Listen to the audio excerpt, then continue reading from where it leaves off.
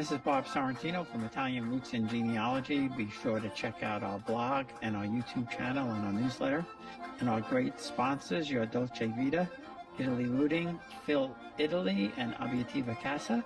And today my guest is Steve Bruno. So welcome, Steve. Thanks for being here. Absolutely. It's a pleasure. I remarked a little bit about the photo behind you. Is that your hometown by any chance? It is actually from Greci, Italy. So that is where my grandfather's family's from. So it was exciting. I found it online. I'm like, hey, let's have that for my background. Our goal is to buy a house over there or a flat for when we retire and be snowbirds, only not in the United States. Yeah, no, that's a super idea for sure. So when and why did you start researching your family? Basically what it was, my grandfather and his sister, they were orphaned. My great grandparents died very, very early. My great grandmother Paulina died in 1925. My grandfather was a year and a half, and his sister was 6 months. And 4 years later, in 1929, my great grandfather Antonio, he was killed in an explosion at the Cleveland Clinic in Cleveland, Ohio. So that basically it left the children orphans. They bounced from orphanage to orphanage, and we didn't know a lot about the family. My grandfather and my grandmother were divorced, and he actually passed away very early in life too. He passed away in 1981. For me personally, I don't remember him. So for the longest time, my father really had no identity about his father's roots. And I started about 9 years ago, just doing some research with the photos that we had from Grandpa Carlos' files and everything from when he passed, and it just it became an obsession, as you well know. Yes, it is. So that's kind of sad that he had no idea about his roots. So do you know when they came to America? It looks like my great grandfather Antonio came, it was before 1900, and he was actually married before, which is through the research I found. And uh, my grandfather had a half brother that I don't believe anybody knew about. Oh, So wow.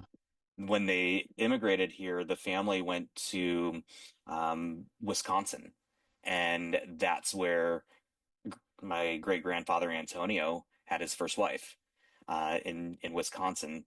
They must have divorced, and he came to Ohio, and that's where he met my great grandmother Paulina, who was also married before. So there's so many different marriages back then that I don't think anybody had a clue about. Yeah, so that's interesting because so then he came very early, before I guess the major wave. And not too many people know about that. I did interview a couple of guys who wrote a book about it, how Italians were swindled into New York and then there was no work and they just people from places like, Ohio and Pennsylvania came to America and just grabbed them, or not Yep. grabbed them per se, but took them there because they had no work in New York. Right. It, the interesting part, when my great grandfather passed, we have letters from his brother from Wisconsin, and would have been my great uncle Pasquale.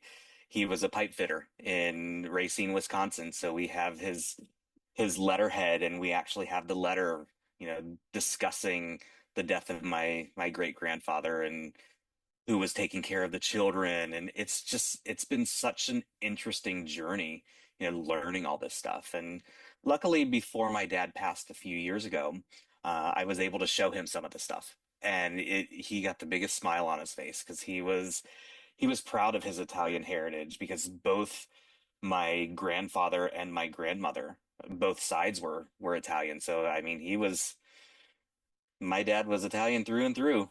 And Uh, what was interesting, my father was a junior, and through the research that I've done, my father's name should have been Carlo. and it was actually he went his birth certificate says Carl. Back in the records in Italy, I tracked that my grandfather was listed as Carlo in in the church records. And if my dad knew that, oh my gosh, he would have had a field day with that. Being known as Carlo Bruno. I mean, you can't get much more Italian than that. No, no, that's for sure. And I actually have a a Bruno or two in my for my mom's family in Bari. But Bruno is that's a pretty common name in Italy. Right. Uh, Absolutely. yeah, and it's said throughout the whole country. Some names are specific to certain regions, but that kind of goes throughout the whole country. Um, so what town in Italy did they come from? They were actually my great grandparents came from Greci. So we do have a lot of Albanian. When I did my DNA, I'm 5% Greek Albanian, which makes sense. You know, even the dialect, it's more has a little bit more Albanian influence with the language. Yeah, and so is that is because I'm not familiar with that. Is that in Puglia or is it in Calabria? Right around the Avellino. Oh, okay. All right. Yeah, yeah. And that's true, with a lot of the languages on that coast, there's a lot of the Albanian influence, Greek influence, Hmm. where in other parts there may be some, more Spanish and things like that. I'm going to ask a question. I don't know if you probably don't know, but do you know why that they came so early? Any idea? To be honest, I don't. I would love to understand because it seems like they came in waves. Uh, my great grandfather was the youngest. He had many, many siblings, which I've through the years, you know, after great grandfather died, my grandfather tracked relatives down because I have pictures of what would be my great uncle Celestino in New York. And I actually traced some cousins down that I spoke to on the phone a couple weeks ago. When I showed them the picture, they said, "Oh my goodness, that is Grandpa Charlie's basement. That's where I grew up in." And it sure enough, it was my grandfather going to visit up in the Bronx. And it's just been so interesting, to finally find relatives that we didn't think we had. We thought we were the last of the Brunos, but they're finding we're everywhere.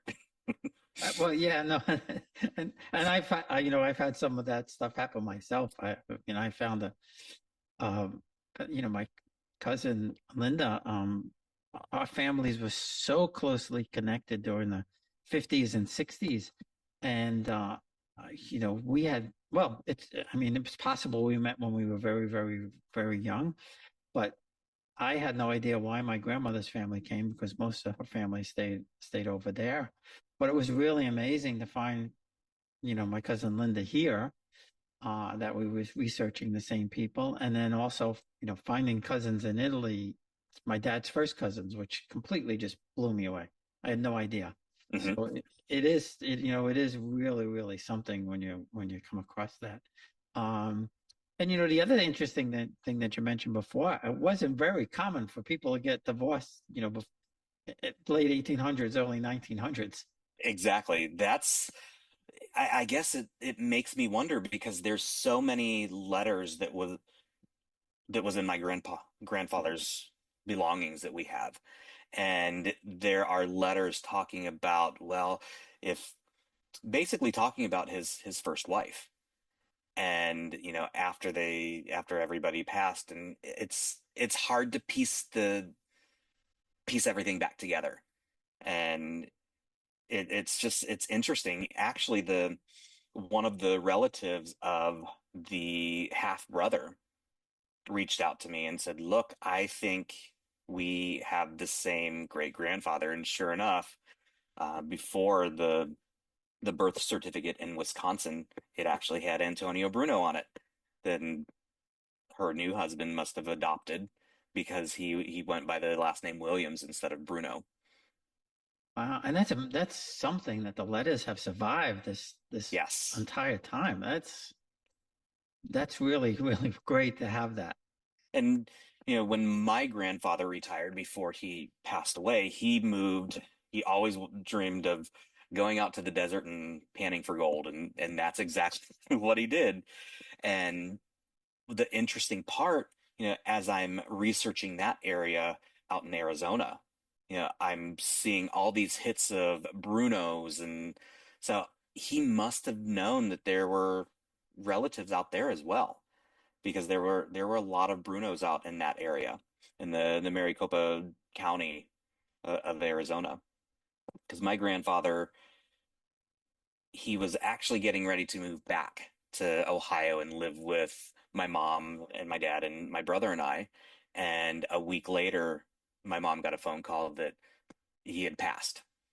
And it was sad because I didn't get to know him because I was so young when he died. I mean, he lived here, but really didn't. I was too young, and I would have loved to pick his brain and to say, "Well, tell me all these stories."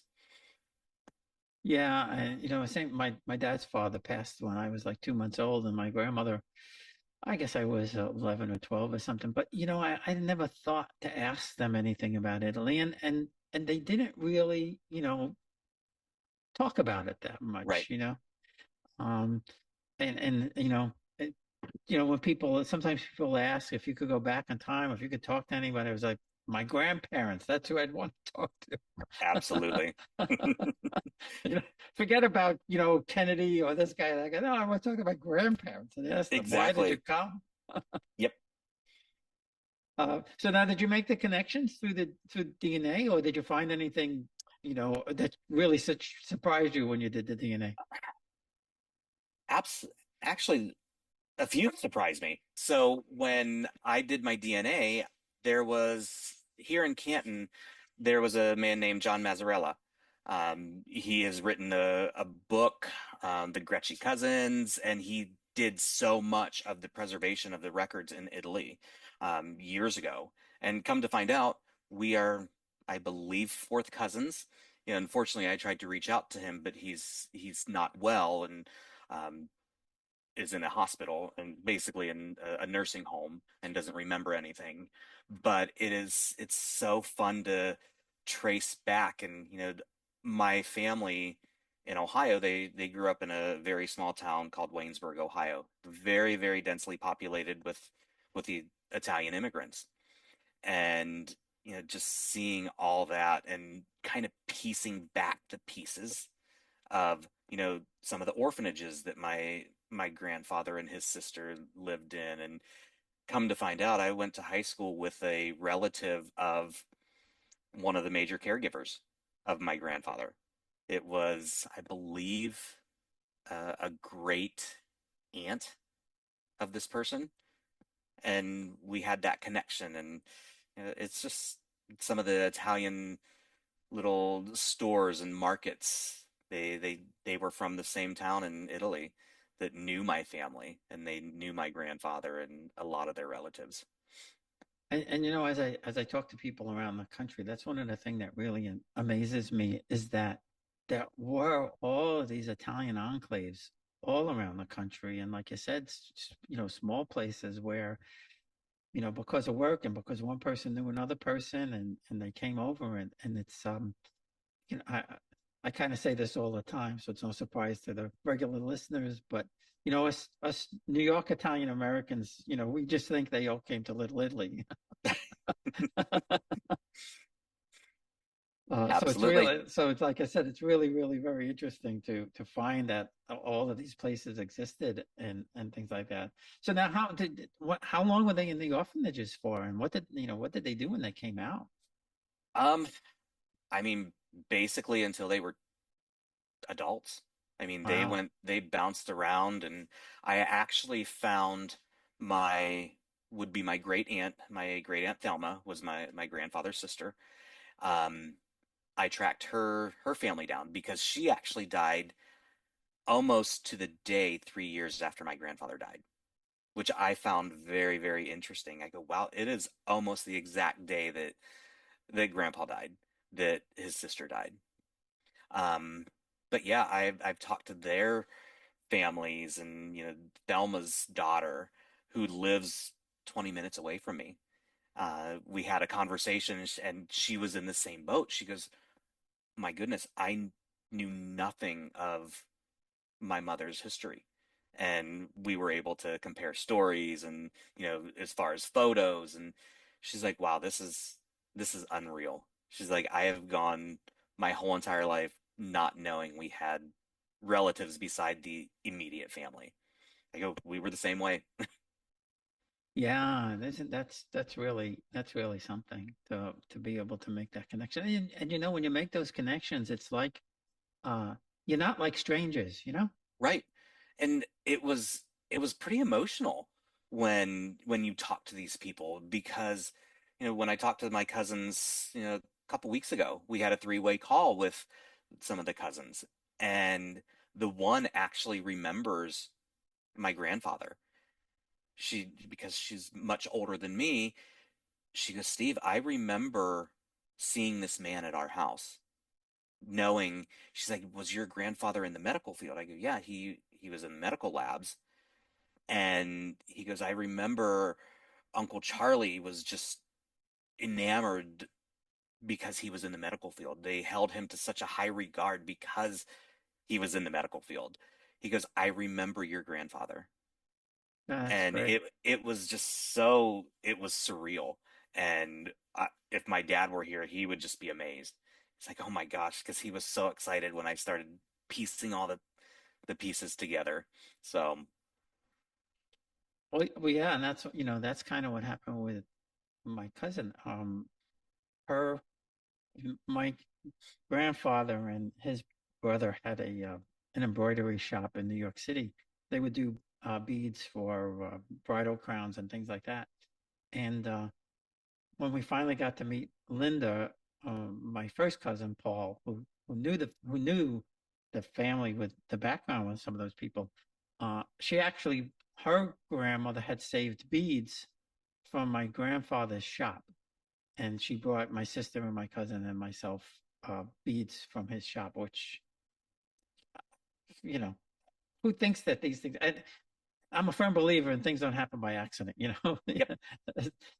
There's some force out there driving this stuff. I don't know who it is, but there's something Yep. going on. My grandmother on my mother's side always said, she's like, "Steve, you can't control anything. Everything happens for a reason." And we've lived our life like that. Um, Obviously there was some divine intervention that all of us had met all these cousins after all these years. So I it's truly just, it's amazing. Yeah, and we're blessed, I guess, in the era that this research now, people were doing it 20, 25, 30 years ago, had to rely on microfilm and go into, trying to find records. And then, we have so much stuff online now and the DNA, you know, Right. uh, that kind of helps in the research. Now, have you been back to Greci at all? We are actually going in 2027. We are basically taking 2 weeks. We're going to do a whole tour of the country. We're going to fly into Venice, get a train pass, and literally travel the country for 2 weeks. We're going to end up in Greci, knowing that it's a very, very small town. Some of my cousins that have been there said, make sure you get in touch with the city center, because they will be able to pinpoint exactly where your relatives lived, because it's such a small town that they know everybody that has ever lived there. And I just found that very, it's going to be cool to see all that. Chances are the houses aren't still there, but Oh, you'd be just surprised. You'd be I surprised. was going to say, with the ruins and everything that are all through Italy, it's you know, my first time to Italy back in '02, I fell in love with it. I go, I could pack up and just live here full time. Yeah, me It's too. Me it too. is just it's a different, I guess they actually value the family time, which United States, I mean, love it here, but it's one of those, it's all business here. Well, yeah, and you grew up in a different era than I did. I still remember that because my grandparents came from Italy, and a couple of my aunts and uncles were born there. So I grew up hearing the language, and I grew up with that, more of a close tie. Um, Hmm. but yeah, when you get to the hometown, people. I tell people that's the real Italy. When you get to the hometown, even if you don't know anybody, uh, they know we don't belong there, So in some cases, I mean, I did on tours where it was kind of set up so people were expecting us, but they'll come up and ask you like, "Who are you?" And Yeah. you say my great grandfather was so and so. Chances are they may know or they may remember, or uh, somebody has something to say about it. It's But when you walk down those streets, there's a sense of belonging. Hmm. So you're gonna love it when you get there. And So I was gonna ask you too. Um, so now your mom's not she's not Italian, right? Correct. And what nationality is she? We call her Heinz 57. Mostly my grandparents on that side were English and Irish, and honestly, that's where a lot of people think that I get my re red beard from. But my father, he had very dark hair, and he had when my father was younger, he basically had the bright orange beard, and it's funny because people think I dye my beard this color. I go, no, this is, I mean, now that I'm getting older, it's sprinkled with some white. Luckily, you can't see it on camera, but it it was just that was him. He Well, and had, my cousin John and his sisters. Uh, they're 100% Italian, and they have red hair. We used to call him Johnny Red. yep, yep. Yeah, because And of his red. the funny thing, I have an older brother. He actually takes more of my mom's side. My mom's side was very tall. My brother's almost 6'7". And I joke, I go, yeah, I have dad's short, stocky Italian side because I'm shorter and I'm built exactly like my dad. And my dad's Air Force picture when he was first in the Air Force, I mean, you put it side by side with me and we're twins. I mean, you cannot deny that was my father. Yeah, that's cool. Yeah, I actually, there's a painting of my the ninth great grandfather, and there's an amazing resemblance. Genes are a strange thing, that's for sure. So now, have you researched your mom's family? Yeah, that's been done many, many years ago. I mean, back to I think the 1500s. So that was always the case with dad. He's like would always joke with my mom, "Yeah, we know where you're from. I have no clue where I'm from." So that kind of prompted me to start this. So when did And so when did her family arrive in the United States? uh that I don't know. We because they're my mom's family's from I can't say the South. I mean, it's more West Virginia, um, bordering Ohio area. But I believe probably early 1800s is when their family came over. Now, my mom was the youngest of seven, so my grandparents would be, if they were here, about 115, so they were very old. Um, so that was the difference. Now, on my dad also has a full-blooded sister, and my Aunt Donna, if you were to put a picture of Aunt Donna next to great grandma Paulina, they are twins. Now we know exactly where my aunt gets her looks. She took after great grandma Paulina. Yeah, when I met my father's cousins in Italy, they're they're probably, I guess, 93, 94 now or something like that.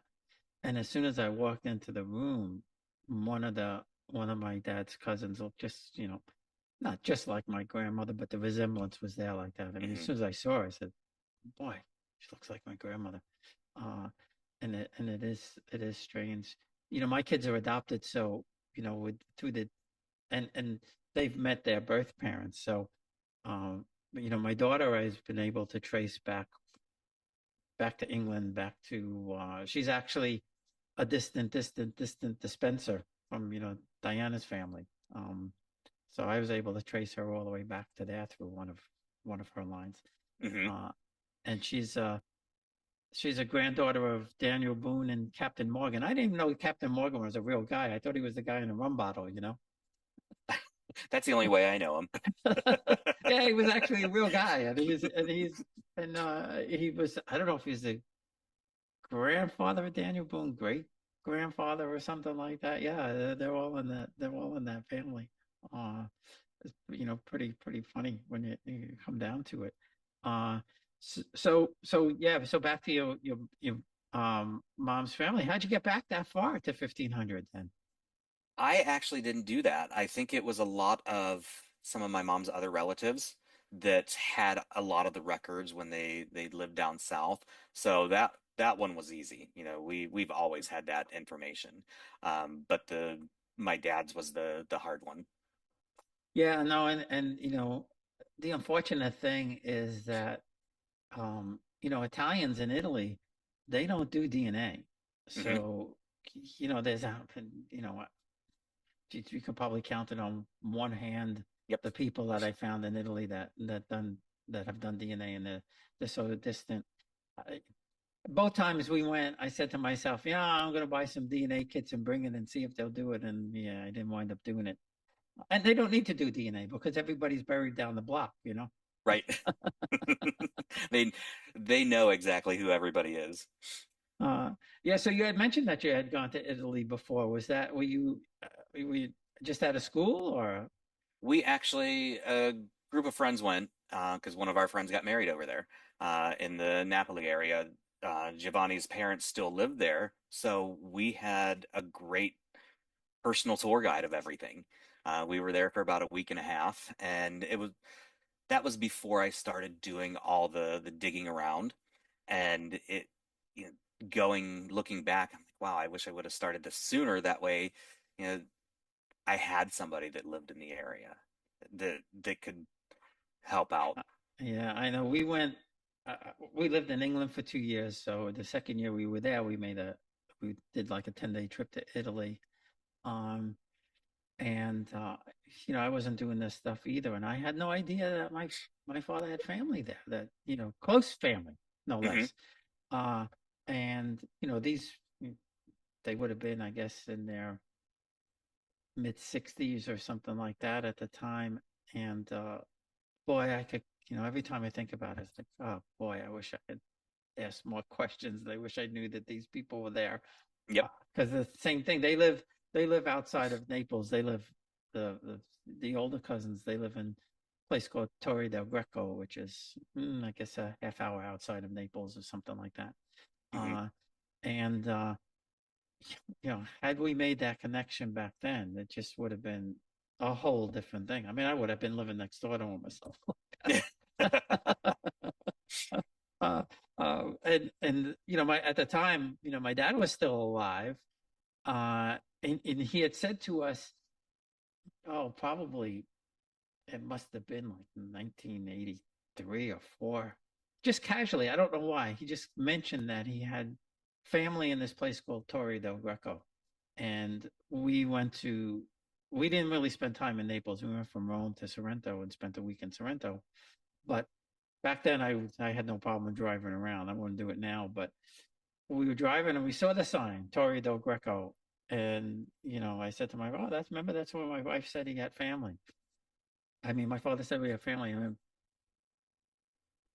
like I said, it's like I could kick myself every time I think about it.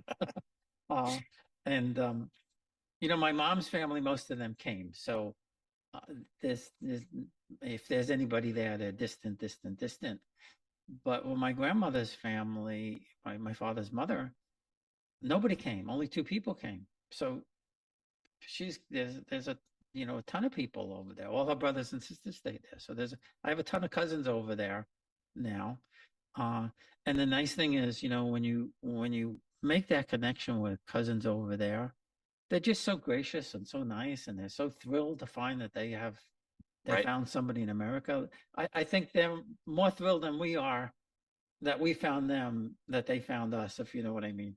Hmm. Yeah, So yeah. I'm still trying to track some people down over there for when we go. You know, not that, hey, they're going to be open up their doors, but it would just be fun to have that connection to say, okay, maybe they can take a day and show us around the area. Well, yeah, and you have plenty of time if if you contact, like you said, if you contact the community early, or tell them what's going on and that you're coming, you'd be surprised. And even if you just ask them like where to stay, or what's a great restaurant, or things like that. Uh, I mean, I'll tell you one story that somebody told one of my early interviews. Um, she was looking for she had a genealogist that she was working with. She's up north in the Piedmont area, and they were making the trip. And she said, I didn't know where to look, so I was just looking for places to stay, and I narrowed it down to two. And I just did like eeny, meeny, miny, mo, and I picked one. And when I contacted them, they said, "Why are you coming here? This is such a small place. Don't you want to go to a big city?" And she said, "Well, my family's from there." And they asked who the family was. It turns out that the place that she picked to stay at was left to either the mother or the grandmother of the people who owned it now. So she was staying in a place that her great grandmother or I think great grandmother left to these people. Oh, that's cool. Isn't that wild? So, Yeah, that whole saying, it's a small world, even though it is halfway across the globe, it literally is a small world. yeah, yeah, and you never know what you're going to run into. That's for sure.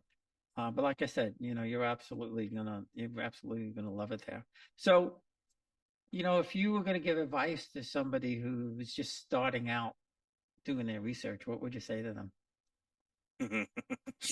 Well, easiest thing, don't give up because you're gonna go in so many different circles. And if you have the money, hire a genealogist because that would save so much time. But it doesn't give you that same thrill of the hunt. You know, when I first started, there were so many different directions I could go because, like you said, the Bruno last name is was very common. So I had a few, had to start a tree over because I had to delete a lot of things because, hey, I grabbed the wrong one because it was it was just like that. So a lot of it took hours, hours upon hours.